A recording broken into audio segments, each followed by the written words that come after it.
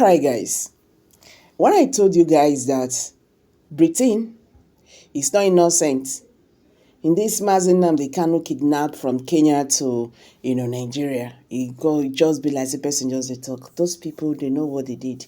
They know the game they played because they are afraid of Biafra actualization. You think it's only Nigerian government is afraid of Biafra? These are the people, they are the main people who is afraid of Biafra to be actualized. But they are now using their leader against their own people. That is just the truth. The truth is bitter. Oh. The truth is bitter. You see, that is why so many people don't like it, because it's bitter. It's bitter. You understand? And it's heavy. These people will not tell us that your own citizen was kidnapped from a country where he was with your passport. And to you, nothing happened. Oh, na Nigerian, no matter how. They are the real problem, whether we like it or not. Anyway, guys, without wasting your time, I want to make una hear the main thing. You see, Nnamdi Kanu, everything that is happening right now, he don't talk him, he don't see him. You can now understand why they call him a prophet. Why some also call him a messiah of the time. You understand? Because everything that is happening right now, everything that has happened, these are things he have said. These are things he have foresee that is going to happen. So guys, let's hit the video. I'll be right back. But please don't forget to subscribe. Don't forget to like. Please share this video, make it go viral, so that Nigerians, especially Biafrans, will understand the real problem. Why the Britain does not want Nnamdi Kanu to be free. Why they are after him. It's not just about Nnamdi Kanu. They are after Biafra. Let's get there. I'll be right back. Rule in perpetuity, Nigeria. The British in 1953 and 57 were involved in a massive fraud to rig the census results. In other words, they skewed the numbers to always favor the Hausa Fulani people, that they may remain in power. And the reason for that is that the British is scared that Biafran people, especially the Igbos, are somehow human, that we can think properly. And we have the oil. The oil wells is in the oil well. The government, original government, they will say no. Because they know that once you grant any autonomy to the East, we will make everybody look bad. They know it very well. They know that we are blessed by God. I say it in the open. That is the reason why Britain is against us. That is why most of them are ganging up against Biafra. They know once Biafra is free, Africa will be free. The black race will be free. They know it very well. At least black people will have one good reference point in their lives. That is why they do not want Biafra. Britain is using Fulani to do that very job. The job of Fulani, Britain is riding behind the back of Fulani to try to stifle the emergence of Biafra. Because they know once we have, as the Bulgarian government told Chief Justice P.K. Mokedi late during the war, Ojukwu sent him to Bulgaria. I've said this story many times, live on air. They asked P.K. Mokedi, you want us to help you get Biafra? P.K. Mokedi said it to Bulgarian government. P.K. Mokedi said yes. You know what the man said to him? The world is contending with one Japan. We don't want two Japans in the world.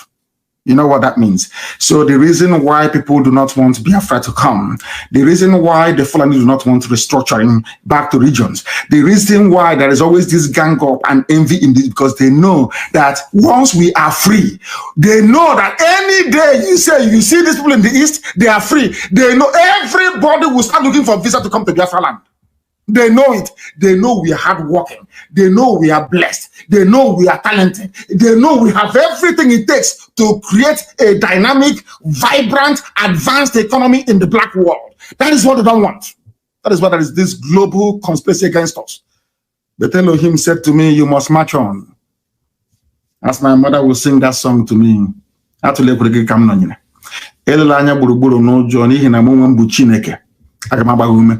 We don't care. We don't give a damn how many enemies we have. And I say with authority,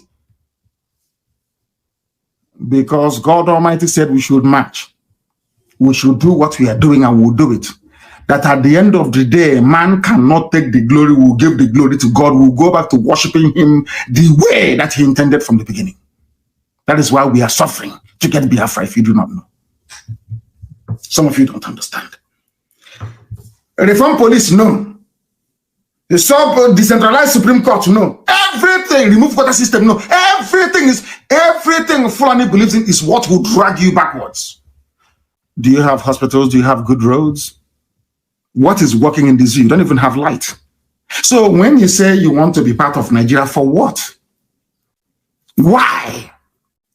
If you don't have competition in life, you cannot advance. The reason why the world, I think the other day, Dubai, UAE went to Mars, was the same, is as a consequence of the space race and competition between USSR and the United States of America. Let's see who will go to the space.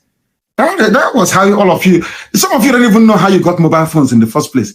These are spin-offs of the technology, born out of competition, putting satellites in space for war. They now realize you can use the phone to call somebody in another country.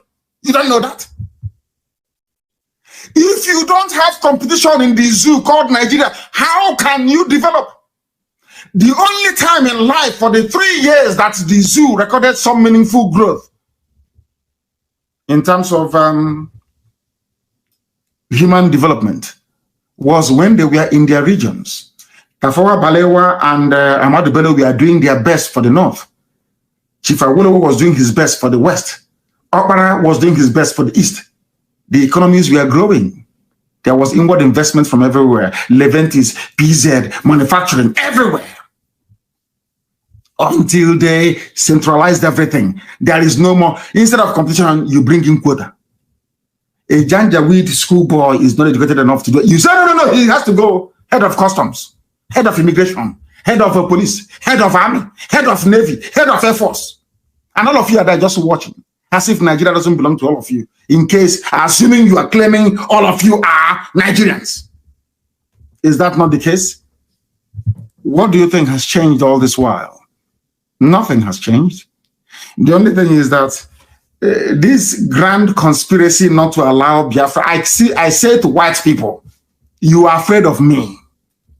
If you are not afraid of Biafra, give me Biafra. You see what we can. You see what we can do. You see what we can do. Give me Biafra, and you see what we can do. Why are you people afraid of Biafra? Why? Because you know what I can do. If you claim we are nothing, we cannot, then allow us to go. Take the oil and gas, allow us to go. That is why I'm in America. Every black person in America must support IPOB and Biafra agitation.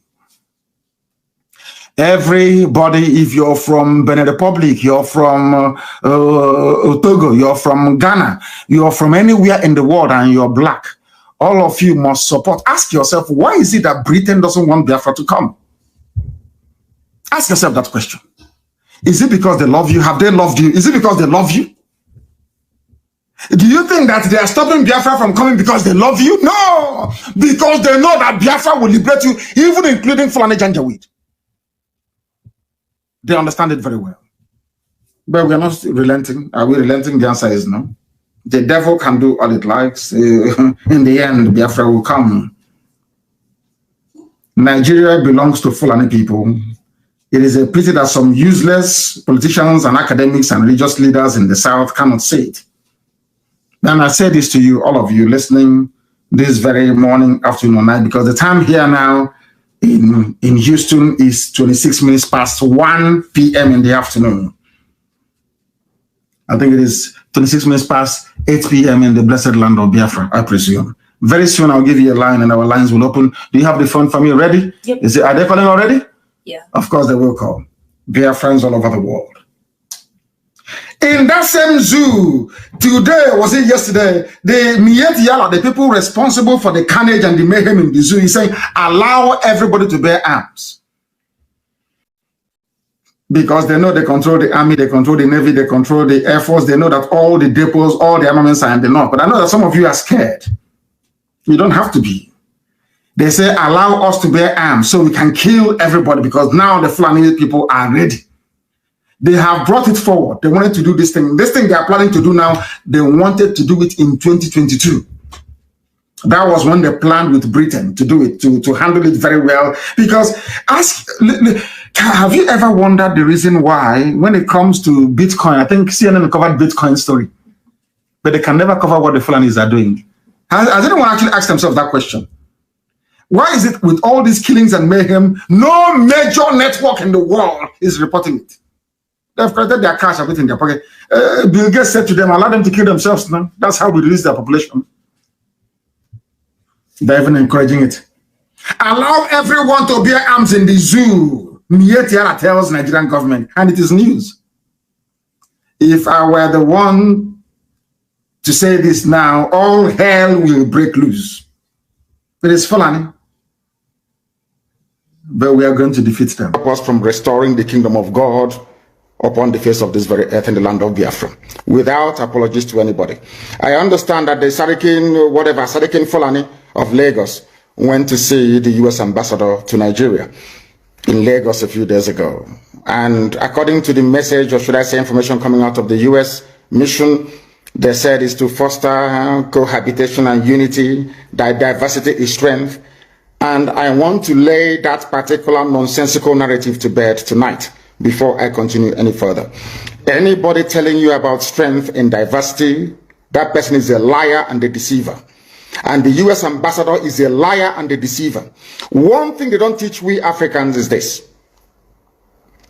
No country exists on a foundation of multiculturalism. There is nowhere in the world. Listen to me very carefully. All this nonsense, even the crap that Coca was coming up with, telling you about diversity is our strength and all that rubbish. Allow me to repeat, there is no country on this earth that survives on a foundation or a bedrock of multiculturalism. It doesn't exist. That is why multiculturalism in Africa is dead on arrival. It can never work. Because we are tribal beasts by nature.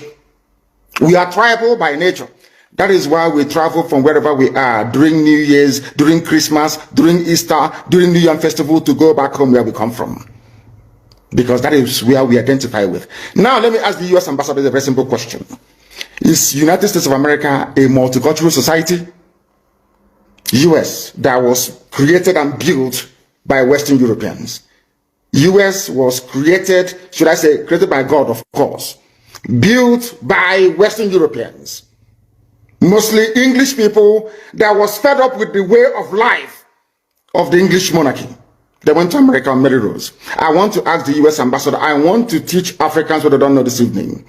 There is no country that functions on this multi-ethnic rubbish. Nowhere in the world. Not even the USA, that was created by people who are not indigenous to America. The owners of the soil of America are Native American Indians. That is a fact of life. God gave America to Western Europe to develop and gave them a special grace to be the beacon and the light and the conscience of the world. Because God knew that if he had left all these wonderful people in Europe, they would become contaminated. He removed them from Europe, sent them to America, built a wonderful nation as a shining light and a beacon for the whole world to look up to. Even that America that was built from scratch by people who are not indigenous to the land is not multicultural. Why am I saying this? America was founded on the principles of Judeo-Christian, Greco-Roman, democratic value systems. I repeat, America was founded on the principles of Judeo-Christian, Greco-Roman, democratic value system. The question always was asked, what can we do for Africa? That's no longer the question. It's what can we do with Africa, not what we can do for Africa. What can we do together? Very simple answer. There is nothing to do with Africa. There is nothing to do for Africa. And there is nothing Africa will do for you people presently. You people have been a parasite for over 200 to Africans. Therefore, it's time for you to leave and go back to your base. Enough is enough. Just the same way you people have been a parasite to Africa, in the same way the northern part of Nigeria has been a parasite to the southern part of Nigeria. Yet, you have painted the people that are your hosts as the most bad people. You have succeeded to make Africa look as the bad place to be. The same way the Nigerian government have made everybody think that the south or the southeast are the worst people to be in the government. In the same way you America, UK, France and Germany combined has made everybody think that Russia is the bad people to deal with. There has never been any movie, whether from the British government or from the American government, that ever made a Russian to be a hero. Every movie you see makes a Russian to be a villain. Prove me wrong. Show me one movie that involves a Russia and another country where they will not make the Russians to be like na them be the bad people. The same way that NTA can never say anything bad about the government, in the same way CNN and BBC has made everybody to think that you people are good. Meanwhile, you are the terrorists. You are the bad people. Thank God for nature. He say nature said everything that goes up must come down.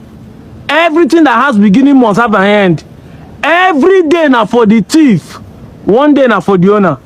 Enough is enough. The law of the diminishing return is here. You people should leave Africa alone, America. You people should leave Africa alone, France and Germany. Britain, leave Africa alone, leave Nigeria alone. There's nothing to do with us. We don't even need your help. If it is World War III you people want to fight, we need to fight it right now. Once and for all, you people need to collect our revenge from us. Watch the next video. I told you people, I'm not the type of people that they explain and no evidence. Evidence, yakpa. Watch the next video. That's what I'm talking about. People are speaking out because time is here to prove you people wrong that you are the bad people. And a lot of them from the south are dangerous. Is there a particular reason? Why the fear from the British government? Is it that they don't want to release or relinquish Nigeria? They still want to control Nigeria? They knew that the North would do as they said after independence. If it had any, the North would just, because it was their habit, they liked the British, whereas the nationalists were an unknown factor. Actually, when they took the flag down and hoisted the Nigerian flag, not one of the major nationalist politicians was there. They weren't even on the platform. This was incredible. These were the people who had sought independence. The people in the North didn't want independence. They didn't want the British to leave. So this was a farce. And for most Europeans who were very close on watching this, we were disgusted. We thought this really had been manipulated, this election. It was unworthy. It was unworthy of the British people, this. This was no honest, straightforward thing that you would expect Britain, the mother of parliaments, to do. This was cheap and low and criminal.